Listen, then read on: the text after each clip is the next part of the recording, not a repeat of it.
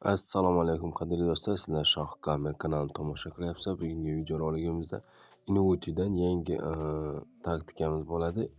Ya'ni bugun yangi taktikani sinab ko'ramiz. Ya'ni bizning hisobimizda hozir 100 rubl bor. Hamma narsani minimalga qo'yamiz. 100 rubl desak ham bo'ladi. Hamma narsani bir-biriga qo'yamiz va sinab ko'ramiz buni. Minimalni bir-biriga qo'ydik va o'yinni boshlaymiz. Bo'lishiga bosamiz. Va ko'rib turganlaringizdek yutqazib boshladi. Bu yutish ehtimoli juda ham kamroq. Buni sinab ko'ringlar. Har doim ham bunaqa o'ynash sizlarga maslahat bermayman. Bitta sinab ko'ringlar. Men bitta sinab ko'rdim. Natija zo'r bo'ldi mana. Ko'rib turganlaringizdek 20 ta ham bosmadik. 100 tushdi bizga. 100 rubl tushdi. Ya'ni 1 rublimiz 100 ga ko'paydi.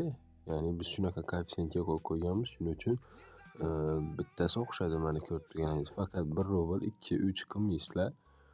Bu juda ham xavfli. Va mana yana hozir yana bitta tushadi. Mana ko'rib turganlaringizda yana bitta tushdi. Bir shunda 80 edi. 54 ta qoldi. 180 edi, 54 ta qoldi. Shunday qilib, xullas 100 tagacha olib bormay turibdi.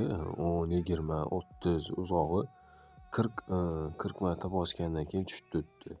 Bu degani foydadamiz degani. Mana yana ko'rib turganingizdek yana tushdi. Bu hammada ham o'xshayvermaydi. Shuni ham oldindan aytib o'tay. Bu lekin menda yaxshigina o'xshadi, zo'r taktika ekan. Buni oldin ham sinab ko'rgandim, oldin o'xshamagan. Mana endi bu safar chotga o'xshayapti. 100 rubldan boshladik mana, уже 300 dan ko'proq yutib oldik. Endi hozir ko'proq paytda tushyapti. Ko'rib turganingizdek pulimiz juda ham kamayapti. Pashta 100 rubl. 100 marta nima qilganimiz? 100 marta bosganda hali ham tushmadi, 100 ga yaqinlashib qolyapti. Lekin shunda ham hali tushmadi. 2 marta tushdi faqat. 3 marta. Ko'rib turganlaringizdek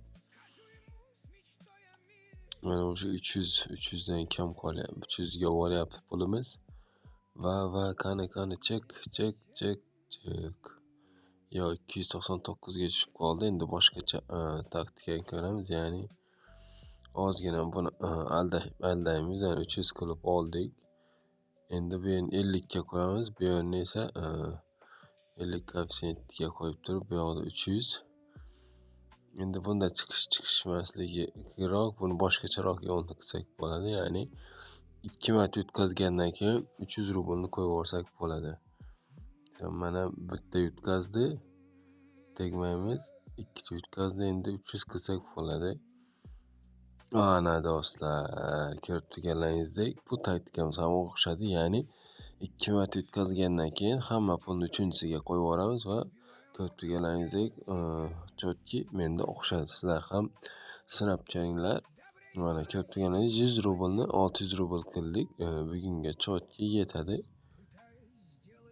Endi esa pullarni chiqaramiz va chekini ham video oxirida qo'yib o'taman. Mana shu men Fuqvaletga chiqaryapman.